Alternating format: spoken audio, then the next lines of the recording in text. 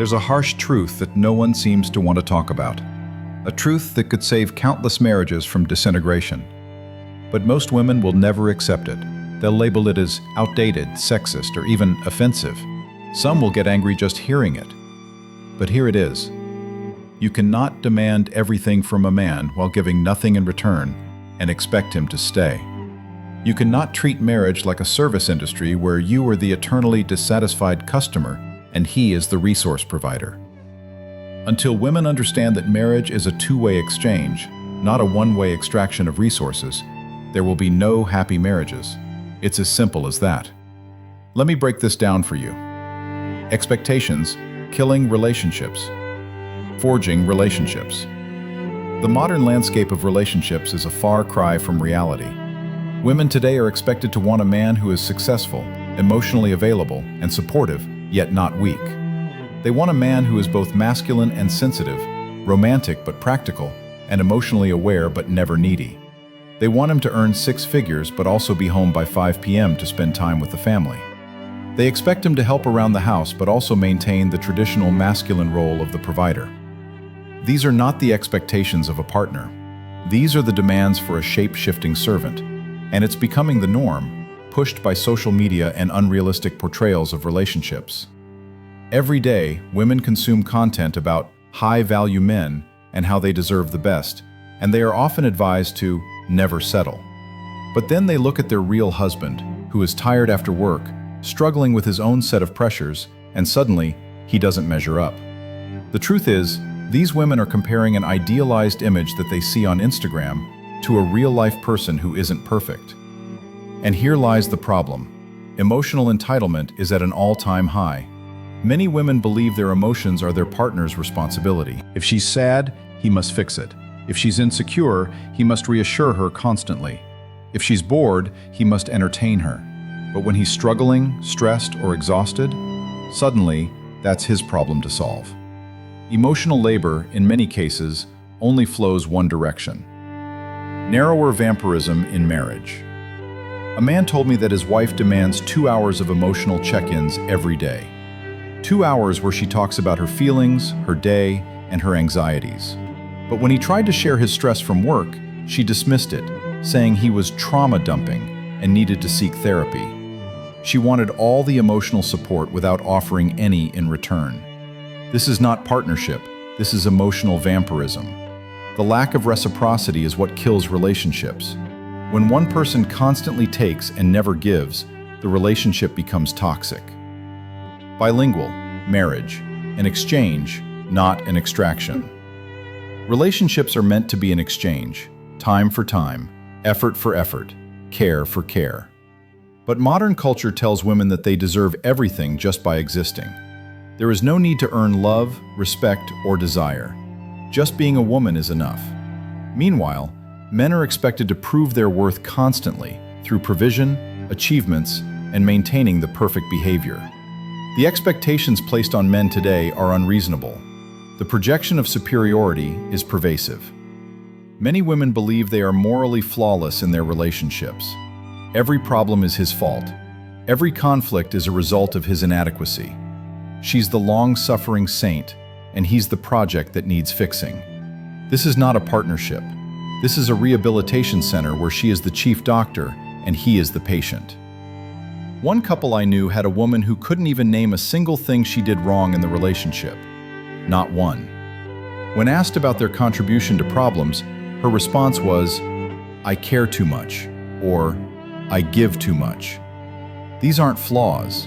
These are humble brags. The inability to see one's own role in dysfunction is what ensures that the dysfunction continues. The collapse under pressure becomes inevitable. The danger of emotional neglect and unrealistic standards. Men don't leave marriages because of a big singular event. No, they leave because of 10,000 small cuts. It's the daily dismissal, the casual contempt, the never-ending list of expectations with zero appreciation. One day, they simply stop trying, because trying never changes anything. The false victim narrative has become so prevalent. I do everything for this family. Really? And who pays the mortgage? Who maintains the cars? Who handles investments and security?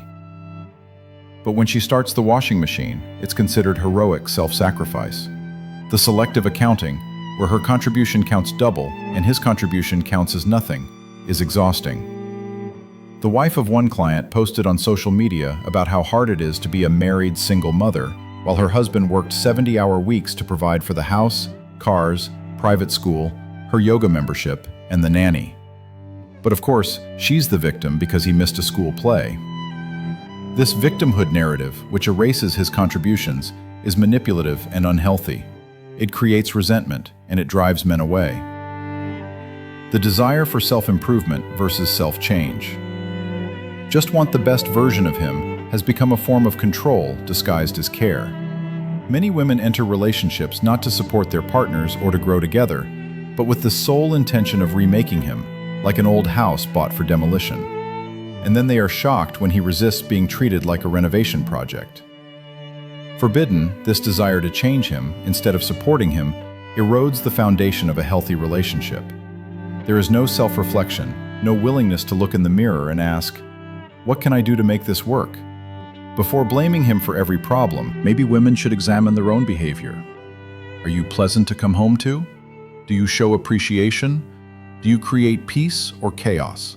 But self-reflection requires humility, and the modern culture thrives on superiority, not vulnerability. This lack of humility is exactly what creates the disconnect.